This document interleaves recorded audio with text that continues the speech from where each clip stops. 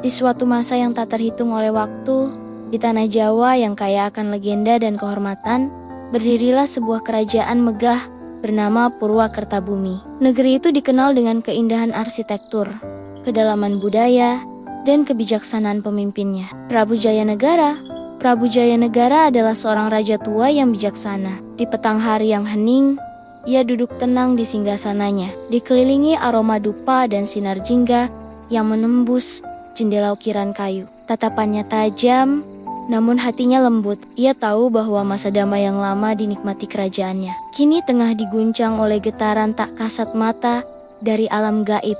Dalam mimpi panjangnya, Prabu melihat cahaya hijau muncul dari selatan, kabut dari telaga utara, api dari barat, dan nyanyian dari dalam hutan. Ia tahu ini adalah tanda. Maka ia memanggil kepercayaan kerajaan, Rara Sekar, penari suci kerajaan. Rara Sekar, gadis muda yang lemah lembut dan anggun, menari di pelataran candi kuno, menghubungkan dunia manusia dan dunia tak kasat mata melalui gerak tubuhnya. Dalam sinar bulan purnama, ia menari hingga air mata mengalir karena dalam tariannya ia melihat bahaya dan harapan.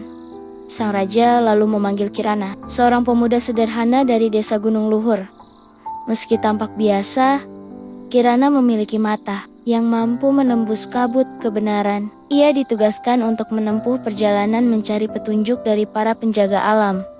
Di pagi yang sunyi, Kirana berjalan menyusuri jalan setapak yang dikelilingi hutan rimba. Di balik pohon-pohon tinggi, ia mendengar suara aneh, suara tawa bergema, seperti gemericik air. Di sanalah ia bertemu dengan Butek, siluman kodok penjaga telaga biru. Butek dengan matanya yang hijau menyala dan tubuh berlendir tampak mengerikan. Namun di balik rupa itu, ia menyimpan kearifan tua. "Kau mencari cahaya," katanya dengan suara serak. "Maka kau harus melewati batas antara rasa takut dan rasa percaya." Butek pun memberi Kirana sebutir batu bening dari dasar telaga penyimpan rahasia air kehidupan. Perjalanan Kirana berlanjut menuju timur, di mana ia bertemu dengan makhluk agung bernama Kiai Gumarang, banteng raksasa yang menjaga gerbang dunia spiritual. Kiai Gumarang berdiri tegak di depan gerbang batu, bertuliskan aksara Jawa kuno yang sudah hampir tertutup akar pohon dengan suara dalam dan bergema. Kiai Gumarang berkata, "Jika kau ingin cahaya kerajaan tetap menyala, kau harus membuka pintu yang telah lama tertutup dalam hati manusia, kejujuran dan pengorbanan." Kirana tunduk hormat dan melangkah melewati gerbang itu, dan di baliknya lautan membentang. Di tepi selatan tanah Jawa, malam turun dan langit berubah menjadi lautan bintang. Dari ombak yang bergulung tinggi, muncul sosok penuh pesona.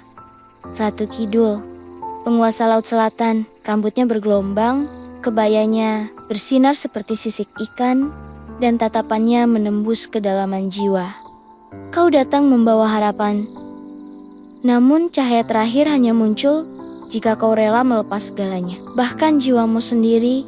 Kirana bersimpuh. Ia tahu pengorbanan yang dimaksud adalah keinginannya untuk hidup biasa. Ia bersedia menjadi penjaga keseimbangan dunia, jembatan antara manusia dan para penjaga alam.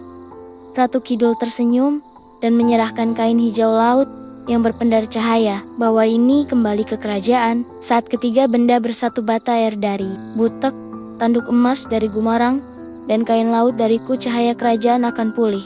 Di istana, Prabu Jayanegara menanti. Saat ketiga benda diletakkan di altar kerajaan, langit menjadi terang.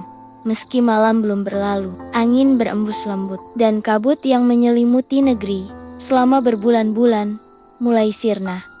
Rara Sekar kembali menari. Kali ini bukan dengan air mata, melainkan dengan senyum harapan. Kirana tidak kembali ke desanya. Ia tinggal di batas hutan, menjaga keseimbangan dunia. Namanya pun dikenang dalam tembang rakyat sebagai Kirana, sang penjaga tiga cahaya, dan Prabu Jayanegara, sang raja yang mendengar suara alam, menutup usia dengan damai, meninggalkan kerajaan yang lebih bijaksana, lebih selaras, dan lebih sayap menghadapi masa depan. Dari tanah Jawa, kisah ini terus hidup dalam tarian, dalam tembang, dalam bisik angin yang melintasi sawah dan gunung.